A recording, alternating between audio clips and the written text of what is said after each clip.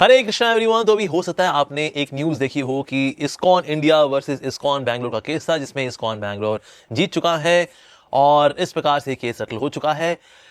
पर आपसे कुछ लोग सोच रहे हो ये क्या है यार, मतलब इस्कॉन की लड़ाई इस्कॉन के साथ, ये धार्मिक संस्थाओं में भी ये सब चल रहा है।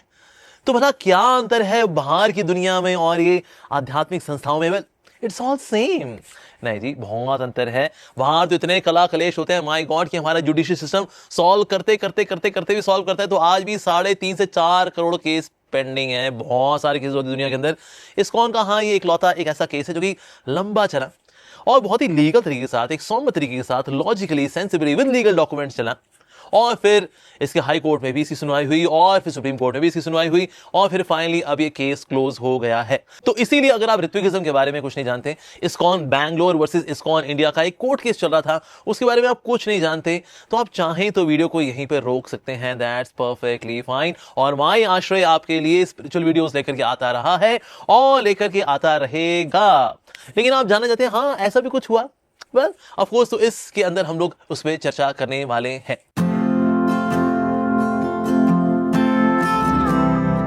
तो इसलिए ऐसा नहीं कि हाँ दो वैष्णव ग्रुप है, उनमें आपस में टसल है, आपस में द्वेष है, कड़वाहट है एक दूसरे को लेकर के, नहीं, ऐसा बिल्कुल भी नहीं है।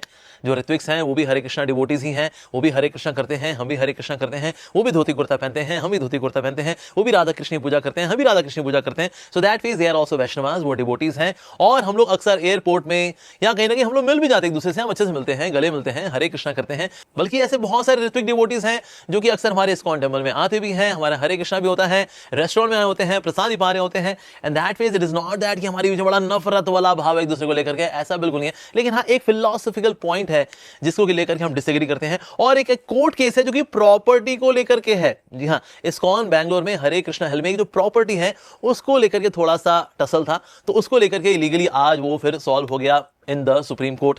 That's it. अदरवाइज हम सोचे भक्तों की दुनिया में भी कड़वाहटें हैं, नफरतें हैं, नहीं, ऐसा बिल्कुल नहीं है।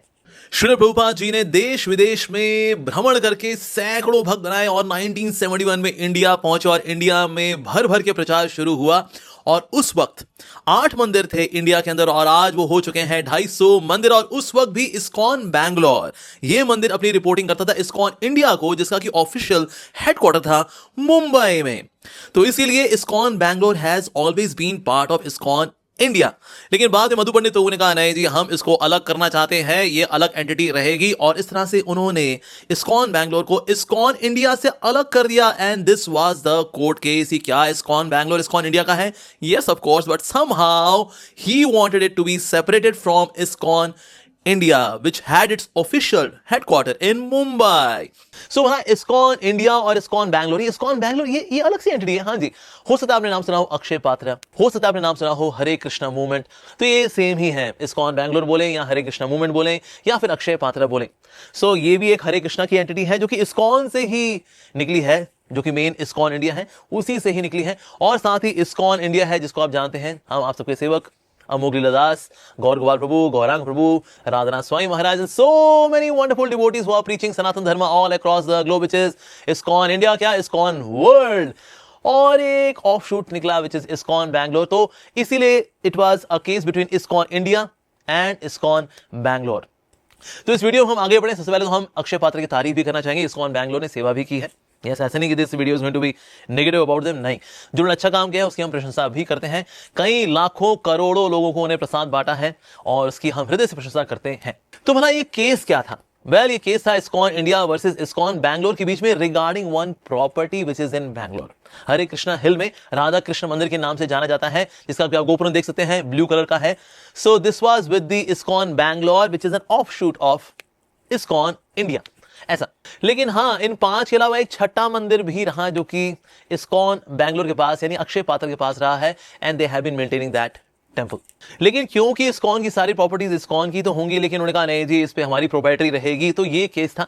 सो हाई कोर्ट में ये डिसाइड हुआ था कि जो property which is ISKCON Bangalore Hare Krishna hill में, it belongs to ISKCON India.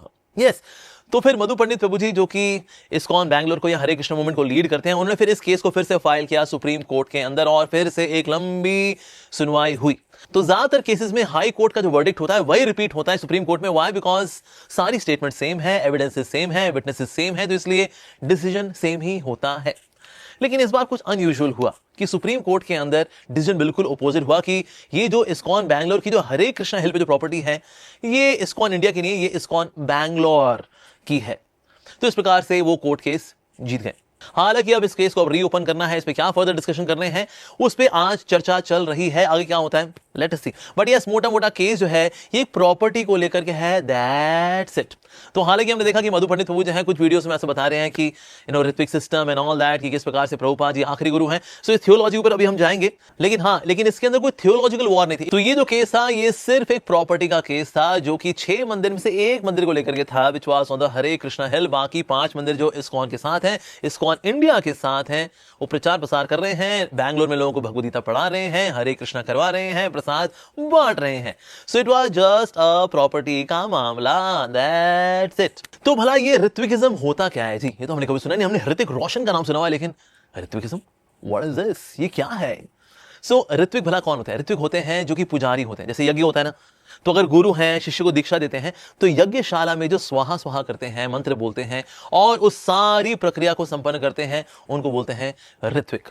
तो श्री प्रभुपाद जी के साथ ऐसा हुआ करता था। श्री प्रभुपाद जी अक्सर जब दीक्षा दिया करते थे तो एक ऋत्विक डिवोटी होता था जो कि यज्ञ करता था और इस प्रकार से सारे अनुष्ठान को पूरा किया करता था। साथ ही अब एक एक्सटेंडेड रिस्पॉन्सिबिलिटी भी है ऋत्विक के पास, और वो ये थी कि अगर प्रभुपाद जी अब सब जगह अवेलेबल नहीं है, because he is widely travelling, अब वो उस फला कंट्री में नहीं पहुंच पाए दीक्षा देने के लिए, या फिर आखिर के समय में श्री प्रभुपाद जी का स्वास्थ्य बहुत खराब है तो वो फिजिकली प्रेजेंट नहीं हो सकते दीक्षा देने के लिए, तो ऐसे में श्री प्रभुपाद जी ने अपॉइंट किए थे कुछ ऋत्विक रिप्रेजेंटेटिव्स ऑफ श्रीला प्रभुपाद। यानी कि वो व्यक्ति दीक्षा देगा on behalf of Srila Prabhupad, लेकिन वो जो व्यक्ति है वो ऋत्विक का डिसाइपल नहीं कहलाएगा, वो तो श्रीला प्रभुपाद जी का डिसाइपल कहलाएगा। और फिर उसका नाम यानी उसका लीगल नेम और उसका स्पिरिचुअल नेम वो जाता था श्रीला प्रभुपाद जी के डिसाइपल्स की बुक के अंदर, और फिर वहां डेटाबेस में वो नोट होता था फला फला थे, उनका नाम पहले था गब्बर सिंह, अब वो हो गए गिरी गोवर्धन दास। इस प्रकार से नाम जो है सारी डिटेल पहुंच जाएगी प्रभुपाद जी के डिसाइपल्स की बुक के अंदर। सो जो ये व्यक्ति हुआ करता था जो कि दीक्षा देता था, who used to be the ritvik acharya, used to be the representative of Srila Prabhupada. So ये होता है ऋत्विक। तो प्रभुपाद जी ने इस प्रकार से ऋत्विक सिस्टम को रखा, बिकॉज प्रभुपाद जी सब जगह नहीं पहुंच सकते, लेकिन श्री प्रभुपाद जी से इंस्पिरेशन लेने वाले पूरी दुनिया के अंदर लोग हैं। तो श्री प्रभुपाद जी ने ये ऋत्विक सिस्टम सिर्फ अपनी प्रेजेंस में रखा था, लेकिन श्रीला प्रभुपाद जी ने कभी कभी ऐसा नहीं बोला कि उनके फिजिकल डिपार्चर के बाद भी ये सिस्टम जारी रहेगा। तो क्या ऋत्विक्स सही हैं? जी हाँ, वो सही है, बट 50% ही सही है। यानी श्री प्रभुपाद जी ने सिस्टम रखा है, लेकिन उनके फिजिकल प्रेजेंस में होते हुए उनके जाने के बाद नहीं। अच्छा जी, आपके भला कहने से क्या होता है? क्या इस बात का कोई एविडेंस है? Yes of course.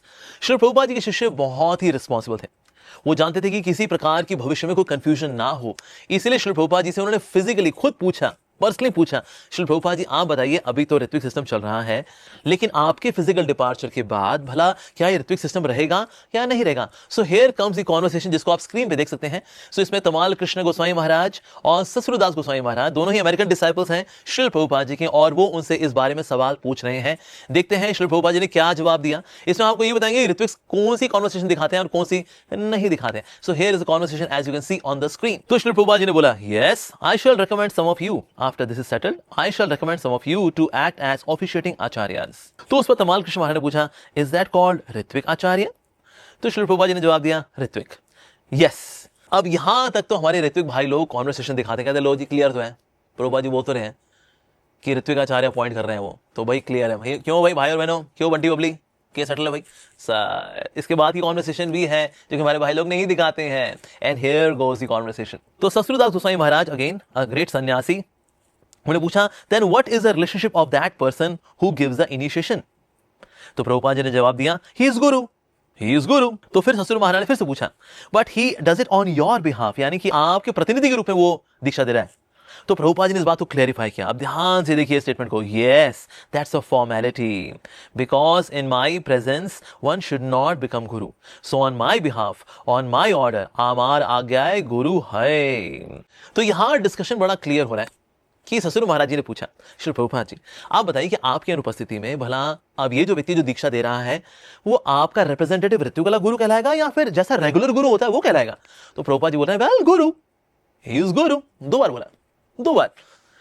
लेकिन प्रभुपाद जी इस बात को हाईलाइट कर रहे हैं कि अभी ऐसा क्यों है कि मेरे बिहाफ पे वो दीक्षा दे रहा है, हालांकि डिसाइपल मेरा काउंट हो रहा है, क्योंकि एक मर्यादा होती है कि हमारे गुरुदेव जब खुद इस धराधाम पर उपस्थित हैं तो हम कौन होते हैं जी, दीक्षा देने वाले। तो विनम्रता के भाव में शिष्य दीक्षा नहीं देता कि मेरे गुरु महाराज के बिहाफ पे दे रहा हूं, पर एक्चुअली आपको उतारने वाले तो वही है वास्तव में। तो ये भाव रहता है शिष्य का। तो एक मर्यादा है, जी हाँ मर्यादा, जिसको प्रभुपाद जी यहाँ पर हाईलाइट करें। तो आगे बढ़ते हैं इस कॉन्वर्सेशन के अंदर। तो ससुर महाराज ने फिर से पूछा, so they may also be considered your disciples? तो प्रभुपाद जी ने बोला, yes they are disciples, why consider? अरे कंसिडर क्या भाई, वो तो वाकई में डिसाइपल्स ही तो हैं। तो तमाल कृष्ण महाराज ने अगेन उसको फिर से क्लैरिफाई किया। देखिए क्या पूछ रहे हैं। No, he is asking that these ritvik acharyas they are officiating giving दीक्षा, the people who they give दीक्षा to whose disciples are they? Clear cut सवाल। अब देखिए क्लियर कट जवाब। तो श्री प्रभुपाद जी ने बोला, दे आर हिज डिसाइपल। तो तमाल कृष्ण महाराज ने रिकन्फर्म किया, they are his disciple. Shri Prabhupada ji ने कहा, who is initiating? He is grand disciple. ससुर महाराज ने कहा, यस नाउ दैट्स क्लियर। तो यहां श्री प्रभुपाद जी कह रहे हैं कि ऐसा व्यक्ति वास्तव में डिसाइपल है। किसका? उसका जिससे वो दीक्षा ले रहा है। मेरा क्या है? वो ग्रैंड डिसाइपल, यानी कि स्पिरिचुअली वो मेरा पोता है, उसके पिताजी तो वो है, स्पिरिचुअल फादर वो व्यक्ति है जो कि दीक्षा दे रहे हैं।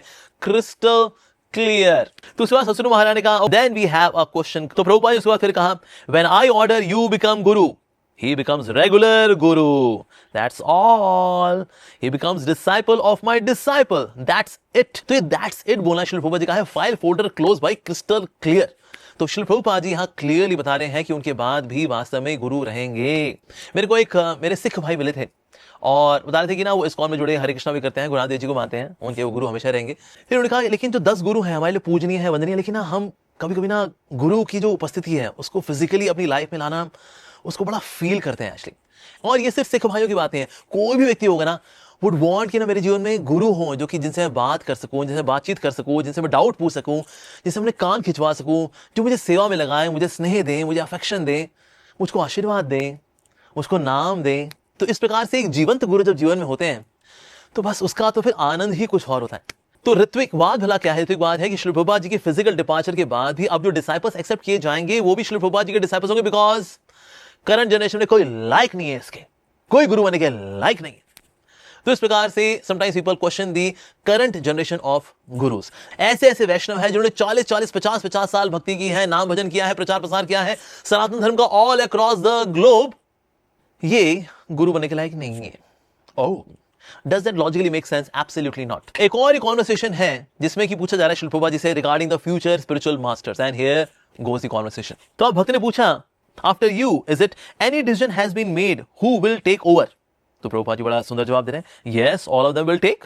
These students who are initiated from me, all of them will act as I am doing. Just like I have got many god brothers, they are all acting as gurus, of course. Similarly, all these disciples which I am making, initiating, they are being trained to become future spiritual masters. अब ये श्री प्रभुपाद जी बड़ा clear cut बता रहे हैं, भाई हम इनको training दे रहे हैं ताकि भविष्य में ये भी गुरु बने। अब ऐसा नहीं हम इनको ट्रेनिंग दे रहे हैं सिर्फ शिक्षा गुरु बनने के लिए, दीक्षा गुरु बनने के लिए हम ट्रेनिंग इनको नहीं दे रहे हैं। कैसे प्रभुपाद जी बोल रहे हैं?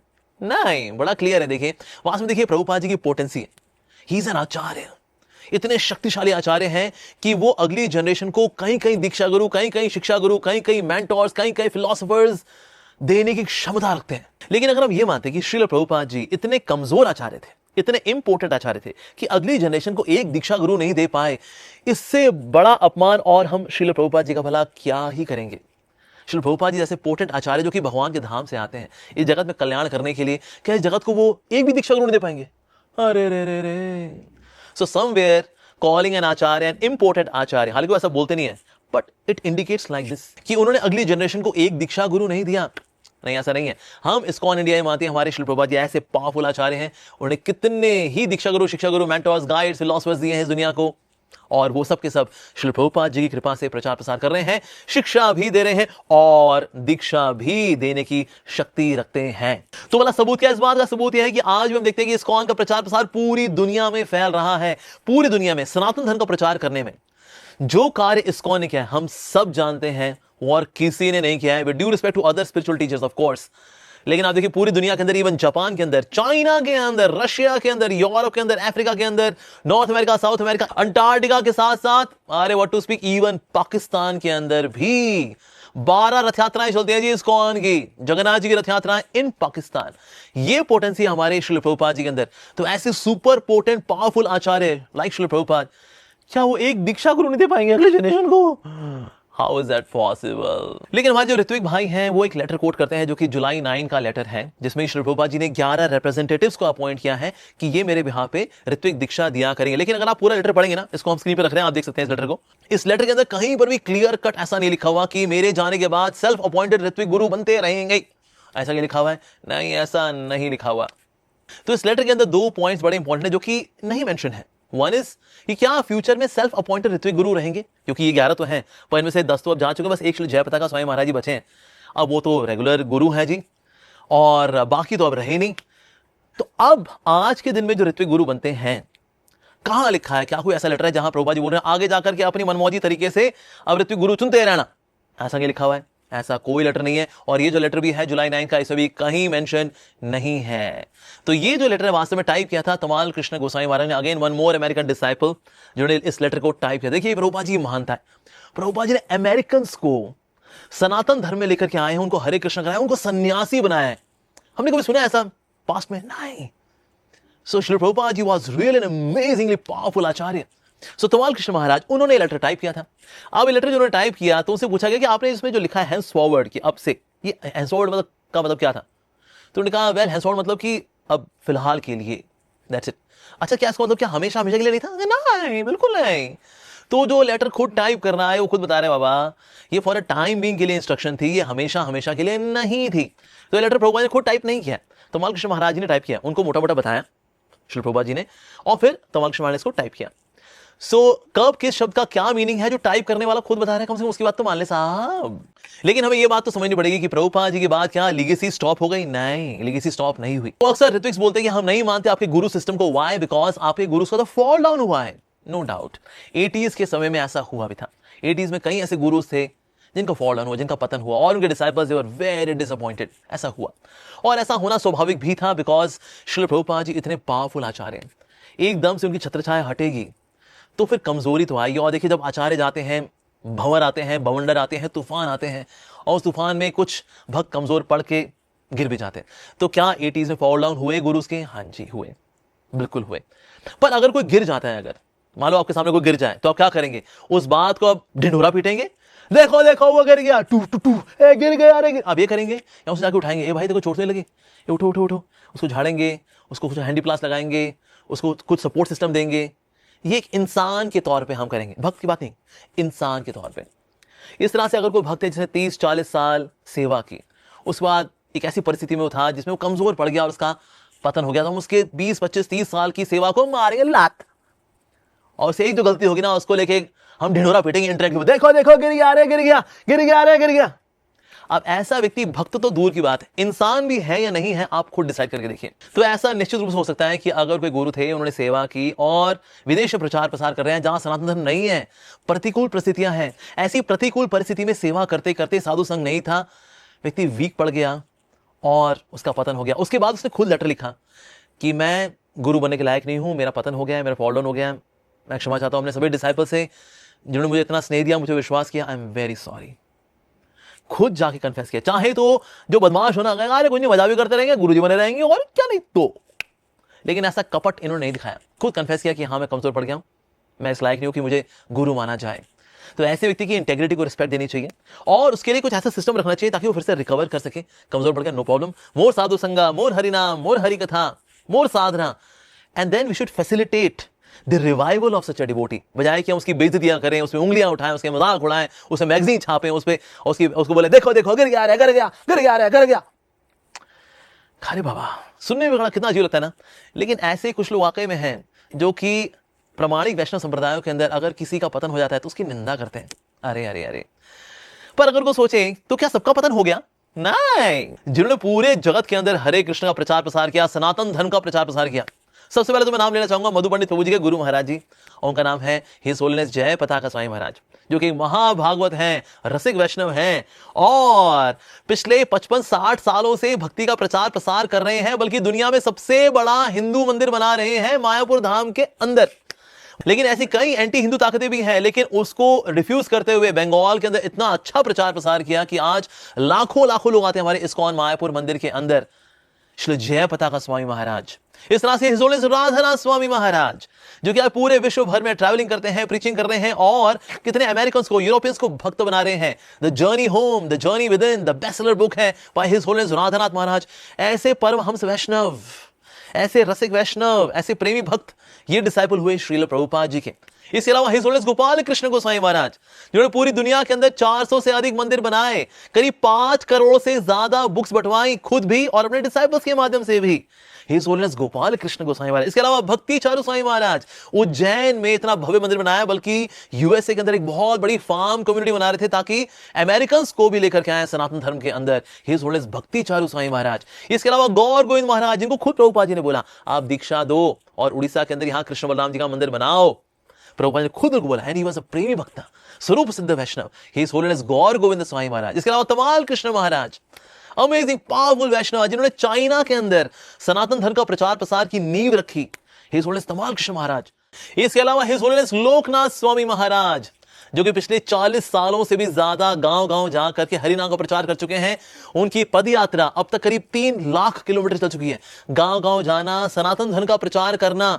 सोचिए अगर किसी व्यक्ति ने 40-45 साल दिए हों और गांव-गांव में जाकर के, नगर-नगर में जाकर के, पैदल चल करके, बैलगाड़ी के साथ वहां पर प्रसाद बांटा हो, हरिनाम बांटा हो, क्या ऐसा व्यक्ति गुरु नहीं बन सकता?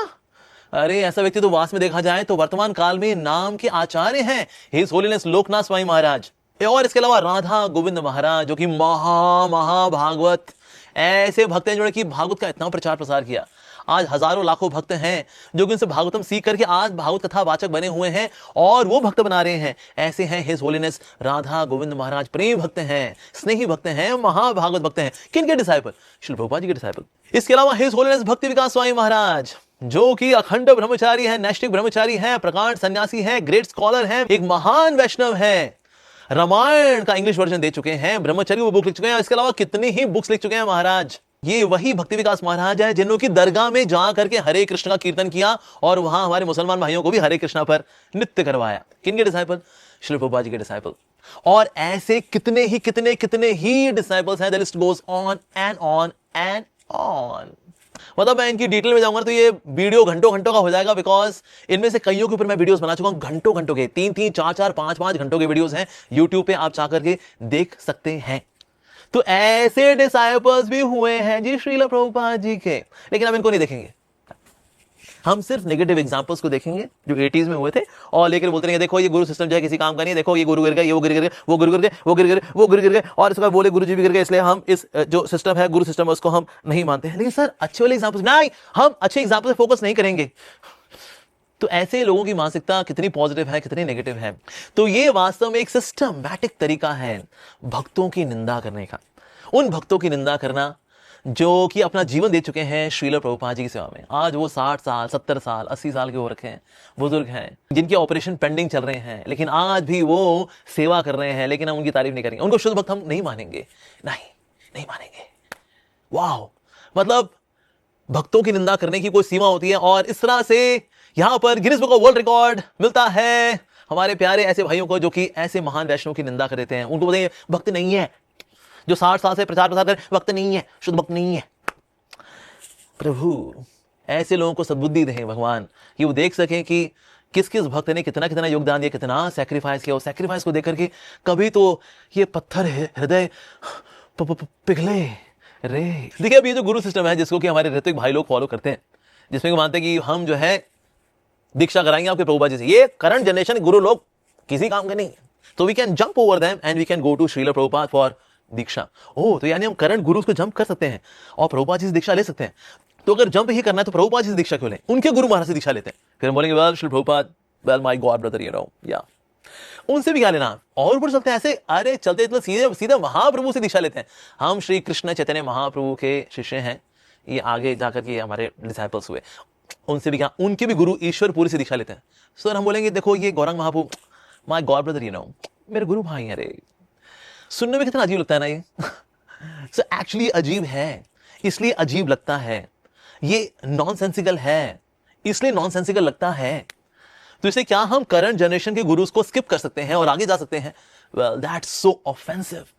कितना ऑफेंसिव है एंड फुल ऑफ एरोगेंस, कितना घमंड है इस भाव के अंदर कि हम गुरुजनों को नहीं मानेंगे, हम आगे किसी और गुरु से लेंगे और ऊपर। अब तो फिर सीधे कृष्ण भगवान से ले लो फिर तुम, और क्या। नहीं तो जब जंप भी करना तो बड़ा वाला जंप लगाते हैं, ये छोटा वाला जंप किया। But we should not be jumping over the present day acharyas. Yes, अगर वो 50 साल भगवान का नाम लेता है, गीता भागवत का प्रचार करता है, उसके बावजूद भी आज वो गुरु बनने के लायक नहीं है, तो कहीं ना कहीं क्वेश्चन मार्क है भगवदगीता के ऊपर, कहीं ना कहीं क्वेश्चन मार्क है श्रीमद् भागवतम के ऊपर, कहीं ना कहीं क्वेश्चन मार्क है भगवान के नाम के ऊपर कि इतना नाम लेने के बाद भी, इतना गीता भागवत पढ़ने और पढ़ाने के बावजूद भी गुरु बनने के आप लायक नहीं हो। Logically make sense? Absolutely not. देखिए जब भी कोई गुरु सिस्टम होता है ना, उसके अंदर गुरु के पास ये स्वेच्छा होती है कि वो डिसाइबल को हाँ या ना कह सके। हो सकता है गुरु बोले देखो अभी तुम इसके लायक नहीं हो दीक्षा के, अगले साल अप्लाई करना, अभी तुम थोड़े कच्चे हो, ठीक है ना। तो गुरु के पास ना कहने की ये ऑप्शन रहती है। लेकिन ये जो ऋत्विक सिस्टम है ना, इसमें ना कहने की ऑप्शन नहीं, बिकॉज प्रभुपाद जी आज किस रूप में है? विग्रह रूप में। आज जो ऋत्विक इनिशिएशन होती है उसमें तो विग्रह को लिस्ट दी जाती है, ये आज से आपका शिष्य है। आप कुछ बोलेंगे? बोलोगे? कैसे बोलेंगे? विग्रह है कैसे बोलेंगे रे? सो एक्चुअली देखा जाए Ritvik system is illogical. Why? Because यहां पर तो गुरु के पास ऑप्शन नहीं यस नो बोलने की। सारा यस नो कौन करेगा? अपन बोलेगा रे, अपन ऋत्विक गुरु कह रहे, हम बोलेंगे यस नो। तो कोई बोल सकता है अरे प्रभुपाद जी किसी को ना बोले क्या? वो करुणानिधि हैं, वो किसी को ना नहीं बोल सकते। है कोई ऐसा एग्जाम्पल कि प्रभुपाद जी ने किसी को ना बोला हो दीक्षा के लिए? सबको दीक्षा दी उन्होंने। तो ऐसे एग्जाम्पल है जैसे कि जॉर्ज हैरिसन, सब जानते हैं द बीटल्स के famous George Harrison, he was chanting Hare Krishna. Yes, और जब भक्त लोग लेकर के आए कि जॉर्ज हैरिसन तैयार है आपसे दीक्षा के लिए, श्री प्रभुपाद क्या आप उनको दीक्षा देंगे? तो प्रभुपाद ने कहा well he is already Hari's son so he doesn't need diksha. But in a way Prabhupada ji ने मना किया, he did not accept him as disciple, although George Harrison के पास फुल फ्लेजेड कृपा थी श्री प्रभुपाद जी की। बल्कि जो कृष्णा बुक थी जो पब्लिश हुई थी, उसकी पहली स्पॉन्सरशिप उस समय के $5000 दिए थे जॉर्ज हैरिसन ने कृष्णा बुक के लिए, which is the summary study of the 10th canto of Shrimad Bhagavatam, full of divine Krishna lila. वो सेवा की थी जॉर्ज हैरिसन प्रभु जी ने। और हमारे मंदिर में जो बचता है गोविंदम आदि पुरुषम, वो उन्हीं के स्टूडियो में रिकॉर्ड हुआ था। लेकिन प्रभुपाद जी ने उनको दीक्षा दी नहीं। तो क्या प्रभुपाद जी किसी को दीक्षा के लिए ना कह सकते हैं? जी हाँ। क्या उसको बोल सकते हैं तुम बाद में दीक्षा लेना? यस। और श्री प्रभुपाद जी ने ऐसा किया भी। देयर इज वन डिवोटी, उनका नाम है राधा रमन महाराज। उनकी दीक्षा होनी थी प्रभुपाद जी से, लेकिन प्रभुपाद जी ने कहा तुम जो है मेरे डिसाइबल राधा गोविंद स्वामी से दीक्षा लो। और बाद में उनकी फिर दीक्षा हुई राधा गोविंद महाराज से भी। प्रभुपाद जी खुद ही इंस्ट्रक्शन दे रहे हैं। तो प्रभुपाद जी की उपस्थिति में क्या ऐसा हुआ even during his last days कि प्रभुपाद जी ने किसी को बोला हो that you take diksha from my disciple? The answer is big yes. तो क्या guru system in ISKCON is bonafide? 100% bonafide, authentic. हम अमोघ लीलादास और मेरे ऐसे कई सारे डिसाइपल्स हैं, डिवोटीज हैं जो प्रचार प्रसार कर रहे हैं। ये प्रचार की शक्ति हम में भला कहां से आती है? वेल ये गुरु सिस्टम से आती है। तो ये जो हमारा गुरु सिस्टम है जो आज हम इस्कॉन इंडिया के अंदर फॉलो करते हैं, it is empowering so many devotees all across the globe. उसमें से एक छोटा सा दास है अमोघ लीलादास। तो अगर ये बोनाफाइड ऑथेंटिक परंपरा नहीं होती तो हमें भला शक्ति कहां से आती? हम प्रचार प्रसार कैसे करते? हम चचा कर रहे होते, बस दैट्स इट। लेकिन आज हम सिद्धांत की चर्चा कर पाते हैं और आज कितने लोगों को भक्त बना पाते हैं? वेल श्रेय जाता है हमारी इस गुरु परंपरा को जिसमें हम आ रहे हैं। यस, श्री प्रभुपाद जी के अनुगत जो शिष्य हैं, हम उनके शिष्य हैं। और इस बात पे हमें गर्व है कि प्रभुपाद जी ने हमें एक बहुत सुंदर छतरी दी है वैष्णव समाज की, जिसमें दीक्षा गुरु भी हैं, शिक्षा गुरु भी हैं, मेंटोर्स भी हैं, गाइड्स भी हैं, और हम सब we are under the shelter of Srila Prabhupada. तो प्रभुपाद जी को हम जो प्री एमिनेंट शिक्षा गुरु बोलते हैं, इसका मतलब ये नहीं कि हम प्रभुपाद जी का अपमान कर रहे हैं, नहीं, बल्कि जितने दीक्षा गुरु शिक्षा गुरु इत्यादि हम सब के सब एम्पावर्ड हैं, ब्लेस्ड हैं by his divine grace Srila Prabhupada. पर क्या इसका मतलब ये भी है कि ये सब के सब इनवैलिड है, सिर्फ यही वैलिड है? नहीं, श्री प्रभुपाद ही वैलिड है, उनके ऐसा तो कोई भी नहीं है, ही इज अनपैरेलल। पर इसका मतलब ये भी नहीं है कि इसके नीचे जितने भी डिवोटीज आ रहे हैं उनमें दमखम ही नहीं है, ना जी ना। प्रभुपाद की कृपा से उन्हें बहुत दमखम है, उनकी भी शरणागति है अपने गुरु को लेकर के। और फिर आज की जनरेशन के जो डिसाइपल्स हैं उनकी शरणागति है अपने गुरुओं के प्रति, जिनकी शरणागति है श्री प्रभुपाद जी के प्रति। इस प्रकार से ये परंपरा चलने वाली है। एक समय प्रभुपाद जी लेक्चर दे रहे थे और श्री प्रभुपाद ने कहा सो देयर आर 12 महाजनाचार्यस। सो एक डिसाइपल था जो क्लास में बैठा था, उसने कहा Shri Prabhupada you are 13th। Prabhupada ने कहा यू आर 14th। यानी प्रभुपाद चाहते हैं कि ये सक्सेशन आगे बढ़े, ऐसा नहीं कि बस ये रुक जाए उन पे जाकर के, नहीं, अगर कोई ये सवाल उठाता है कि श्री प्रभुपाद जी ने कहां पर ये लिखा है कि अब भाई तुम लोग ही गुरु बनोगे, वैसे तो हमने आपको एविडेंसेस दिखाए, प्रभुपाद जी ने बड़ा क्लियर कट बोला है, लेकिन अगर एकदम ऐसे बोले कि मैं तुमको आदेश देता हूं कि आज से तुम ही दीक्षा गुरु हो, ऐसा कोई लेटर है? वह ऐसा कोई लेटर तो ऑफ कोर्स हालांकि नहीं है, लेकिन कोई पूछा अच्छा प्रभुपाद जी को ऐसा कोई लेटर मिला अपने गुरु महाराज जी से? Answer is no. देखिए होता क्या है, anyone who is a capable disciple, एक अच्छा शिष्य अपने आप गुरु बन जाता है बीइंग एम्पावर्ड बाय हिज गुरु, कि मेरा अच्छा शिष्य है, आई एम्पावर यू, ब्लेसिंग्स, आगे इस सक्सेशन को और आगे बढ़ाओ, यस इस लेगेसी को और आगे लेकर के जाओ। So this is automatic.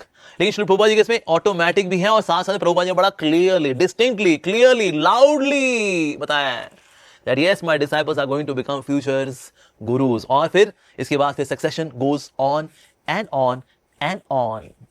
देखिए 80s के समय जो फॉल डाउन हुए उसका हमें बहुत दुख है, लेकिन उससे इस्कॉन ने सीखा कि हम अच्छी क्वालिटी के गुरुज और सन्यासी को लेकर के आएंगे। और आज इस्कॉन के अंदर सन्यास मिनिस्ट्री भी है, गुरु मिनिस्ट्री भी है, जिसमें देखा जाता है अच्छे जांच पड़ताल करके क्या कोई व्यक्ति वाकई में सन्यासी बनने के लायक है, नहीं है, या अभी बनने के लायक नहीं है तो कब बनने के लायक है। उसकी ट्रेनिंग होती है, एजुकेशन होती है, उसकी साधना देखी जाती है, उसके ऊपर सुपरविजन किया जाता है, उसकी रिपोर्ट ली जाती है, उसके 10-15 साल का सारी हिस्ट्री ज्योग्राफी सब खोल दी जाती है, जस्ट टू सी क्या सामने वाला व्यक्ति वाकई में सन्यासी बनने के लायक है, गुरु बनने के लायक है। There are exams for them, they have to pass the exams, और 90% पासिंग मार्क्स के बाद जाके कोई व्यक्ति गुरु या सन्यासी बन सकता है आज इस्कॉन के अंदर। तो इसीलिए आज ISKCON it has come to new level of purity, new level of quality of best of sannyasis and best of gurus. फिर भी वो सोचे लेकिन भला ये गलत सिस्टम फिर चला क्यों? अगर ये ऋत्विक सिस्टम गलत है, प्रभुपाद जी के जाने के बाद ये वैलिड नहीं है, फिर भी चला क्यों? वेल देखिए कलयुग है, सब चलता है, लेकिन होता क्या है, गलत को समझाने के चक्कर में हम सही को और अच्छे से समझा पाते हैं। यस, सो कहीं ना कहीं जो ऋत्विक सिस्टम हमें ये बताता है कि क्या सही नहीं है, और इसलिए क्या सही है becomes more distinctly clear. Current guru system is actually crystal clear. ये ही वास्तव में सिस्टम है, Ritvik system is not really a genuine system. But coming back to the case, तो जब ये कोर्ट केस चालू हो गया तो इस्कॉन की तरफ से, यानी इस्कॉन इंडिया की तरफ से इस केस को लड़ा दयाराम प्रभु ने, who is such an intellectual person, such a deeply spiritual person, और दूसरी साइड भी एक बहुत ही इंटेलिजेंट व्यक्ति थे, उनका नाम था मधु पंडित प्रभु, जो कि पहले इस्कॉन का ही पार्ट थे, but later on unfortunately he got separated and then he had this ISKCON Bangalore और अक्षय पात्र और हरे कृष्णा मूवमेंट। तो इस प्रकार से it was a battle between two great warriors, Dayaram Prabhu ji and Madhu Pandit Prabhu ji. वैसे तो देखिए ये वीडियो ऑलरेडी आधे घंटे का हो चुका है, तो और डिटेल में बताम क्या ही जाए, लेकिन अगर आप और डिटेल में इसको पढ़ना चाहते हैं, आपके पास बहुत ही खाली समय है, तो आप पढ़ सकते हैं। हमारे पास 7 ऐसी अटैचमेंट है जो कि डिस्क्रिप्शन बॉक्स में दी गई हैं, उनको आप डाउनलोड कर सकते हैं, पढ़ सकते हैं। पीडीएफ फाइल से ये किस प्रकार से ऋत्विक मायावाद और ऋत्विकवाद is actually not the real philosophy, कि हम सोचे बस प्रभुपाद जी तक ही गुरु परंपरा रुक जाएगी, अब नीचे कोई दीक्षा गुरु है ही नहीं, ऐसा नहीं है। गुरु परंपरा continues by the mercy of Srila Prabhupada end of course Lord Shri Krishna Chaitanya Mahaprabhu, the 6 Goswamis of Vrindavan, और फाइनली फिर श्री प्रभुपाद जी के बाद फिर उनकी कृपा से ये धारा प्रवाह आगे बढ़ता रहेगा, बढ़ता रहेगा, बढ़ता रहेगा, and that's the reality and that's the real philosophy.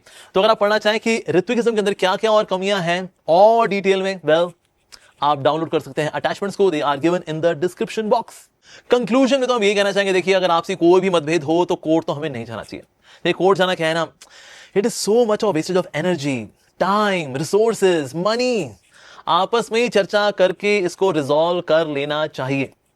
हमने भी पूरा प्रयास किया था कि इसको हम आउट ऑफ द कोर्ट ही सेटल कर लें, लेकिन अगर सामने वाली पार्टी बहुत ही एडमेंट हो, नहीं हमको तो कोर्ट में इसका डिसीजन चाहिए, तो फिर न चाहते हुए भी हमें कोर्ट जाना पड़ा। लेकिन वैसे यस, हम ये बताना चाहेंगे, हमने तो सीखा कि 25 साल ये जो कोर्ट केस चला है, वेल आपके अगर ऐसे कोई कॉन्फ्लिक्ट हो तो प्रयास करिए कि किसी कॉन्फ्लिक्ट रिजॉल्वर को लेके आइए जो कि आपके बीच के इस कॉन्फ्लिक्ट को रिजॉल्व कर दे, and both the party should get settled. तो ये हमें करना चाहिए, अन्यथा ऑफ कोर्स कोर्ट केसेस में जाना ये बहुत ही लंबा प्रोसीजर होता है, दोनों साइड्स को बहुत ही स्ट्रेस होता है, और कहीं ना कहीं तो दुनिया वाले भी सोचते हैं लो जी भगत भगत से लड़ रहे हैं, ये क्या हो रहा है रे। तो इसीलिए हम तो चाहते हैं कि वैष्णव के बीच में आपस में सद्भाव रहे, आपस में मधुरता रहे, रिश्तों में, सेवा में। बट या समटाइम्स कलयुग भी होता है, तो हमारे बीच में गुजराता तो ऐसी अनवांटेड इवेंट्स कभी कभी हो जाते हैं।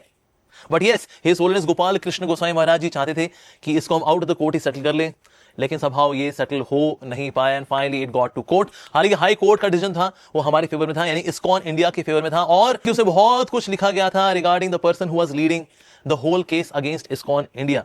लेकिन उसमें नहीं जाएंगे ऑफ कोर्स बिकॉज वो बहुत स्ट्रॉन्ग पॉइंट्स हैं, but the point is that पर हमें प्रयास पूरा करना चाहिए कि ऐसे जितने भी केसेस हैं, ऐसे कोई भी कॉन्फ्लिक्ट्स हैं, उनको कोर्ट में ना लेकर के जाएं और एमिकेबली इसको आपस में रिजॉल्व करें। But we thought let us present what is Ritvik system and what is wrong about Ritvik system and what is the real Guru Parampara system. Guru ka shishya ka shishya ka shishya ka shishya. In this way the life goes on and on. The Parampara's message goes on and on. Bhagavad Gita ka message Hare Krishna chanting goes on and on and on and on and on and on and on. कम से कम अगले 10,000 साल तक के लिए तो चलेगा जी of course. So that's why we presented before you. So it was a sort of philosophically a controversial issue. But yes, we presented the evidences as well कि वास्तव में सच्चाई क्या है. So thank you very much for watching this video. Hare Krishna.